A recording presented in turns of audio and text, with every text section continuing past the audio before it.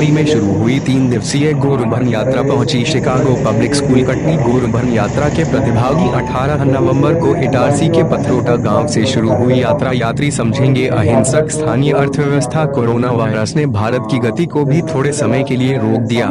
इसका सबसे बड़ा प्रभाव अर्थव्यवस्था पर पड़ा है।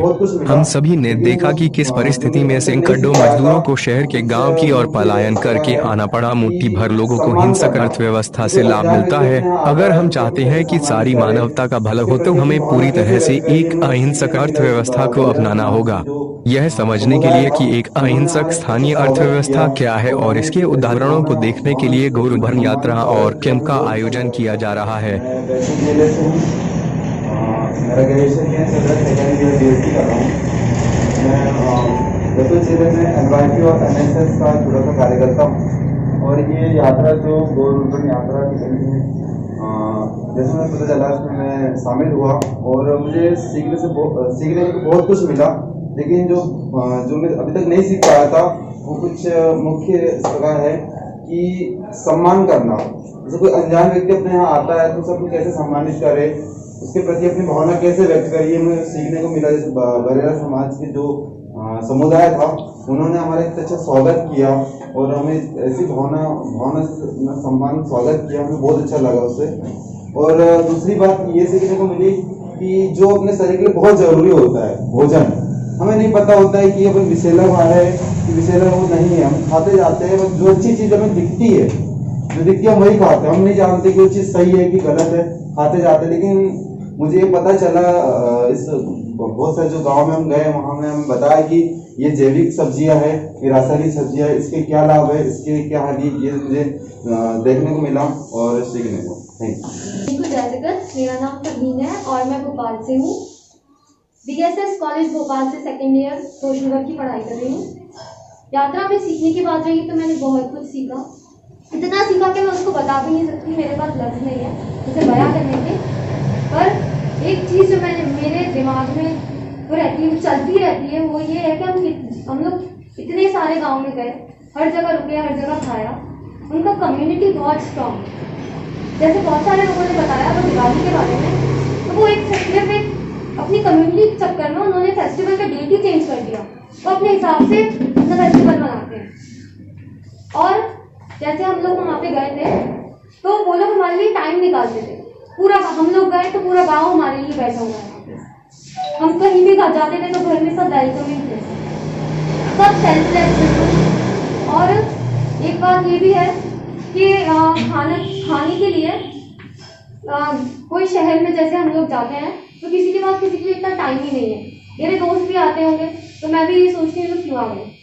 पर वहाँ पे हम लोग गए तो इतने अच्छे से हमें वेलकम किया, हर जगह हमारा स्वागत हुआ। वैसे हम तो उन लोगों के लिए अनजान थे और शहर से आए थे, उनकी कम्युनिटी के भी नहीं थे।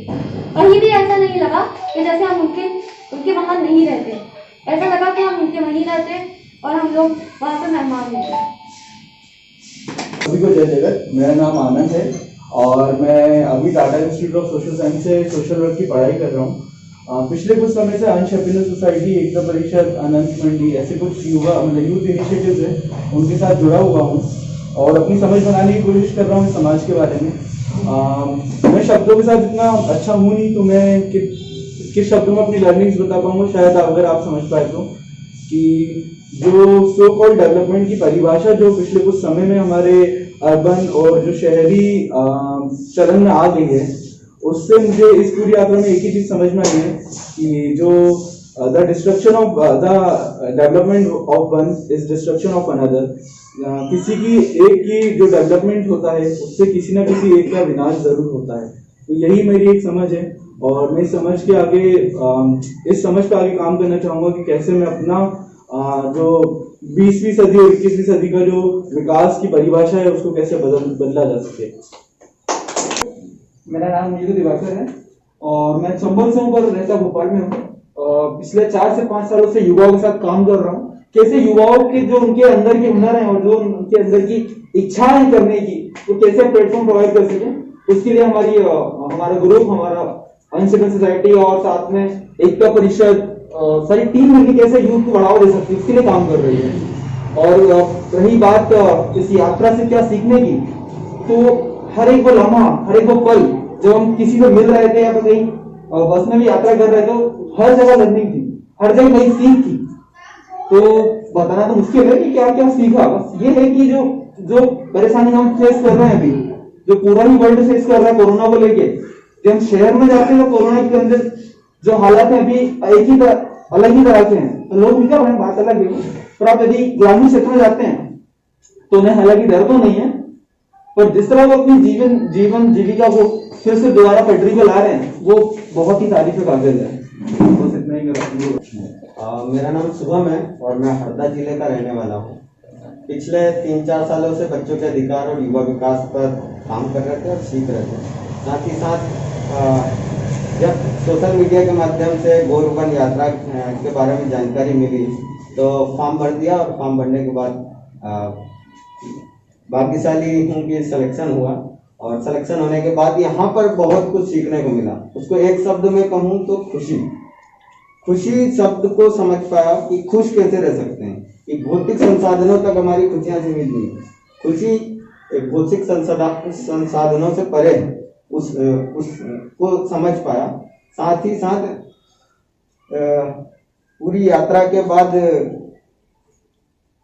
उस खुशी को बता पाना है, उस सीख को शब्दों में बयान नहीं कर सकते हैं, तो वो सारी चीजें सीखने मैं बैतूल से हूँ और मैं बीटेक सेकेंड ईयर की स्टूडेंट हूँ। हम लोग यहाँ पर 17 तारीख से जुड़े हुए इस यात्रा में, यहाँ पर हमने काफ़ी सारी चीज़ें सीखी। जैसे हम लोग कई गाँव में गए, वहाँ पर लोग कैसे मेल मिलाप, हम लोग गए तो उन लोगों ने हमारा स्वागत किया और हम लोगों को एक तरह से कहा जाए तो अपनापन था उन लोगों की बातों में, उन लोगों के साथ रहने में। ऐसा नहीं लगा कि हम लोग कहीं बाहर से आके उनके साथ रह रहे हैं। और कृषि के बारे में काफ़ी कुछ जानकारी प्राप्त हुई और अंदर से एक तरह की खुशी वो भी हमें वहाँ पर मिली। मेरा नाम सरस्वती है और मैं रायसेन डिस्ट्रिक्ट में वन अधिकार अधिनियम को लेकर काम करती हूँ। और अभी गौर वन के साथ में मुझे भी मौका मिला कि मैं बच्चों के साथ में यात्रा करूं, और मुझे गौर वन से यात्रा से ये सीखने के लिए मिला कि जो मेरे ग्रामीण स्तर के बच्चे हैं और शहरी स्तर के बच्चे हैं, मैं अपने आप में मुझे एहसास हो रहा है कि दोनों मतलब ग्रामीण और शहरी युवा साथी मिलके और आगे की रणनीति इतना अच्छा तैयार करेंगे, क्योंकि मैं जब इनके साथ में हूँ तो मुझे नहीं लगा, कुछ भी फर्क नहीं लगा कि ग्रामीण कौन है और शहरी कौन है, इसमें फर्क नहीं समझ में आया। तो मुझे मतलब अपने आप में लग रहा है कि ये जो हमारा संदेश है, ये संदेश अच्छा जा रहा है, और अपने आप में थोड़ा सा अच्छा लगा कि हमको ऐसा मौका मिला कि जो शहरी और ग्रामीण बच्चों के साथ में रहने के लिए, और वो उसको जरूर आगे बढ़ाएंगे। बस मैं हरिमोहन हूँ और ग्वालियर में जीवाजी यूनिवर्सिटी से 5/DC लॉ ऑनर्स का स्टूडेंट हूँ। फर्स्ट ईयर है मेरी। पिछले 7 दिन चली ये यात्रा, तो कुछ सेकंड में ब्रीफ करना बहुत चुनौतीपूर्ण बात है। और इस यात्रा में मैंने सबसे पहले तो ये सीखा कि शहरी कल्चर किस तरह से हमें सेल्फ सेंटर्ड कर रहा है। कम्युनिटी लिविंग में रहकर मैंने ये जाना कि हम लोगों को स्प्रिट करने के लिए बने हैं, एक दूसरे की मदद करने के लिए बने हैं।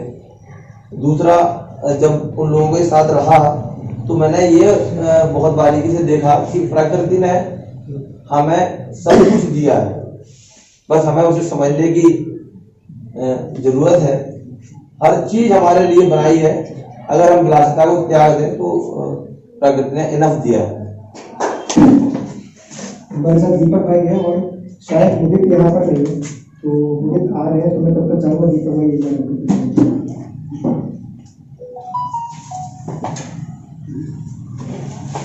काफी जगह पिछले 3-4 दिन से इस यात्रा के साथ जुड़ा हूँ। सागर जिले के ग्राम चूड़ा में इस यात्रा आई, साथियों ने बताई है। इस 3-4 दिन के अंदर मैंने अपनी युवा अवस्था जिया। मेरी उम्र 44 है, लेकिन उनको इनके साथ 3 साल में रहने के बाद मैंने इनके साथ डांस भी किया है, गाना भी गाया है और सब कुछ किया है। वो युवावस्था को मैंने जिया है और ये मुझे बहुत ही अच्छा समझ। यात्रियों से तो सभी लोग आए थे।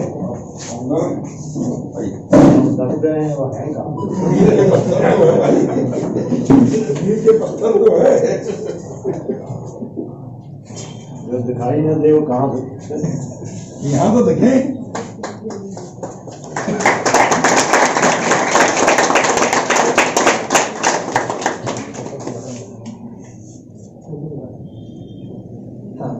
तो हम जहाँ से भी गुजर रहे हैं, जहाँ पर भी हम पड़ाव ले रहे हैं, वहाँ पर हम ये फोटो भेंट कर रहे हैं। दरअसल गांव की और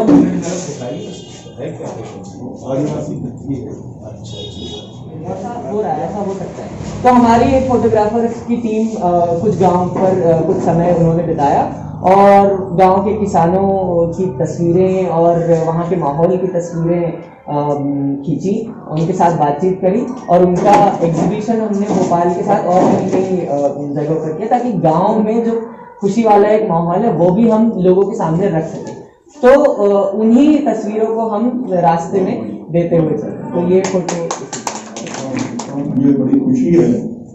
सहकार रेडियो से चकमक पत्रिका के कई सारी कहानियां लेके और बच्चों के लिए आती हैं, हमारे स्कूल के बच्चों में भी वो शेयर होती हैं। तो मुझे बड़ा अच्छा लगा कि आज उसके संपादक की हमारे बीच में है चकमक के। तालियां चाहूंगा मैं उनके लिए।